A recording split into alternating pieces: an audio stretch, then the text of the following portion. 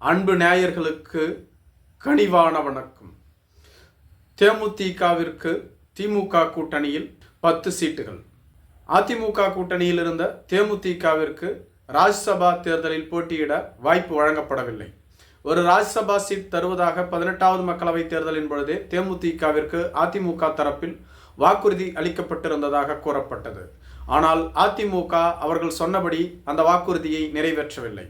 இதனால் மிகுந்த அதிருப்தியில் இருந்தது தேமுதிக. எனவே வரும் தேர்தலில் தக்க பாடத்தை அதிமுகவிற்கு புகட்ட அவர்கள் திட்டமிட்டிருப்பதாக கூறப்படுகிறது. இதன் அடிப்படையில் சமீபத்தில் உடல்நலக் குறைவின் காரணமாக முதலமைச்சர் மு.க.ஸ்டாலின் அவர்கள் சென்னை அப்பல்லோ மருத்துவமனையில் அனுமதிக்கப்பட்டு சிகிச்சை முடிந்து வீடு திரும்பினார். அவரை சந்திக்க முன்னாள் முதலமைச்சர் OPS, தேமுதிகவின் பொதுச் செயலாளர் திருமதி பிரேமலதா விஜயகாந்த் போன்றவர்கள் சென்றிருந்தார்கள். அப்பொழுது தேமுதிக திமுகவோடு கூட்டணி அமைக்கும் வாய்ப்பை உறுதி செய்ததாக கூறப்படுகிறது.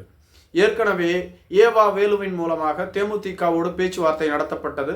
அந்த பேச்சுவார்த்தையில் தேமுதிகவிற்கு வெறும் 3 தொகுதிகள் மட்டுமே திமுக ஒதுக்கும் என கூறப்பட்டிருந்தது. இதனால் அதிருப்தி அடைந்த தேமுதிகவோ அதோடு அந்த பேச்சுவார்த்தையை நிறுத்திவிட்டதாக கூறப்படுகிறது. அதிமுகவிலும் தங்களுக்கு தக்க மரியாதை இல்லை, திமுகவிலும் தக்க மரியாதை இல்லை என்று நினைத்த தேமுதிக வரும் ஜனவரி மாதம் கடலூரில் மாநில மாநாடை கூட்ட திட்டமிட்டுள்ளோம். அந்த மாநாட்டின் பொழுதுதான் நாங்கள் யாரோடு கூட்டணி என்பதை அறிவிப்போம் என அறிவித்திருந்தார்கள். இருப்பினும் NDA கூட்டணியின் சார்பில் தொடர்ந்து பாஜகவினர் தேமுதிகவை தங்கள் கூட்டணிக்கு வர வேண்டும் என அழைத்து கொண்டே இருந்தார்கள். ஆனால் தேமுதிக இது பற்றி வாய் திறக்காமல் மௌனம் காத்து வந்தது. சமீபத்தில் முதலமைச்சரை சந்தித்ததன் விளைவாக தேமுதிக கூட்டணி உறுதி செய்யப்பட்டுள்ளதாக கூறப்படுகிறது. தேமுதிக தரப்பிலிருந்து திமுகவிடம் 12 தொகுதிகள், ஒரு ராஜ்யசபா சீட் வேண்டும் என உறுதியாக கேட்டதாக சொல்லப்படுகிறது. ஆனால் திமுகவோ 6, 9 என 9 தொகுதிகளுக்கு வந்து நிறுத்தியதாக கூறப்படுகிறது. ஆனால் தேமுதிக தொடர்ந்து 12 தொகுதிகளில் இருந்ததால் இறுதியாக 10 தொகுதிகளை விட்டுக் கொடுக்க திமுக தயாராகிவிட்டதாக கூறப்படுகிறது. இதற்கு மேலும் தொகுதிகளை விட்டுக் கொடுக்க முடியாது என திமுக கூறியுள்ளதாகவும் சொல்லப்படுகிறது.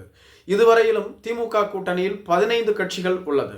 தேமுதிகவையும் சேர்த்தால் 16வது கட்சியாக இது உள்ளது. இது மட்டும் இல்லாமல் தேர்தல் சமயத்தில் மேலும் பல கட்சிகள் வரலாம். அனைவருக்கும் தொகுதிகளை ஒதுக்க வேண்டும் என்றால் சிக்கல் ஏற்படும். மேலும் திமுக அறுதி பெரும்பான்மையில் வெற்றி பெற வேண்டும் என்றால் அவர்கள் 170 தொகுதிகளிலாவது போட்டியிட வேண்டும். இவற்றை விட்டு கூட்டணி கட்சிகளுக்கு அதிக தொகுதிகளை ஒதுக்கிவிட்டால் அது மிகப்பெரிய சிக்கலில் போய் முடியும். மேலும் திமுக கூட்டணியில் உள்ள காங்கிரஸ் கட்சி, மார்க்சிஸ்ட் கம்யூனிஸ்ட் கட்சி, இந்திய கம்யூனிஸ்ட் கட்சி, மறுமலர்ச்சி திமுக, மக்கள் நீதி மய்யம், விடுதலை சிறுத்தைகள் கட்சிகள் இந்த முறை அதிக தொகுதிகளை எதிர்பார்த்து காத்துள்ளன. இதுபோன்ற சூழ்நிலையில் தேமுதிகவும் திமுக கூட்டணியில் இணைந்திருப்பது அவர்களுக்கு மிகப்பெரிய உற்சாகத்தை ஏற்படுத்தி இருந்தாலும் திமுகவிற்கு இது ஒரு புதிய சிக்கலை ஏற்படுத்தும். கூட்டணி பலம் அதிகமாக இருக்கும், அதில் மாற்று கருத்தில்லை. அதே சமயத்தில் தொகுதி உடன்பாட்டில் ஒரு சில சிக்கல்கள் நேரிடலாம். இருந்தாலும் கூட எப்படியும் இந்த முறை 2வது முறையாக வெற்றி பெற்று வரலாற்றில் புதிய அத்தியாயத்தை எழுதிவிட வேண்டும் என்பதில் முதலமைச்சர் மு.க.ஸ்டாலின் உறுதியாக இருப்பதாக கூறப்படுகிறது. மேலும் அதிமுகவை இந்த தேர்தலில் வீழ்த்துவதன் மூலம் அதிமுக மீண்டும் எழுந்திருக்கவே முடியாது என்ற ஒரு எண்ணத்திலும் முதலமைச்சர் மு.க.ஸ்டாலின் இருந்து வருகிறார். எனவேதான் எப்படியாவது கிடைக்கக்கூடிய அனைத்து கட்சிகளையும் ஒருங்கிணைத்து ஒரு கூட்டணியை உருவாக்கிவிட வேண்டும். எந்த ஒரு சாதகமான சூழ்நிலையையும் அதிமுகவிற்கு ஏற்படுத்திவிடக் கூடாது. 0.5% வாக்கு வங்கி இருந்தால் கூட பரவாயில்லை, அவர்களை கூட்டணிக்கு கொண்டு வாருங்கள் என முதலமைச்சர் கூறியுள்ளதாக சொல்லப்படுகிறது.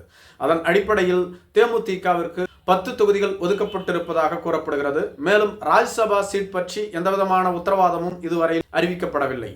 மேலும் தேமுதிக வட தமிழகம், டெல்டா, தென் தமிழகம் மற்றும் நடு தமிழகத்தில் இந்த தொகுதிகளை ஒதுக்க வேண்டும் என கேட்டுக்கொண்டுள்ளதாக சொல்லப்படுகிறது. மேலும் தேமுதிக கொங்கு மண்டலத்தில் அதிக தொகுதிகளை எதிர்பார்க்கவில்லை என்றும் கூறப்பட்டு வருகிறது. எனவே தேமுதிக திமுக கூட்டணி உறுதியாகிவிட்டது என்றுதான் அரசியல் வல்லுநர்கள் கூறி வருகிறார்கள். தேமுதிக திமுக கூட்டணியை உறுதி செய்ததை அதிமுகவினர் ரசிக்கவில்லை என்று கூறப்படுகிறது. அதிமுகவின் கொள்கை பரப்பு செயலாளரான வைகை செல்வன் அவர்கள் தேமுதிக, பாமக எங்களோடு கூட்டணி அமைக்க வேண்டும், திமுக கூட்டணி உடையும், ஒருபோதும் தேமுதிக திமுகவோடு கூட்டணி அமைக்காது என கூறி வருகிறார். அதே சமயத்தில் தேமுதிகவோ திமுகவோடு கூட்டணி அமைக்கக்கூடிய விஷயத்தை கசிய விடாமல் தொடர்ந்து ரகசியமாக வைத்து இந்த வேலைகளை முடித்துள்ளதாக கூறப்படுகிறது. நன்றி.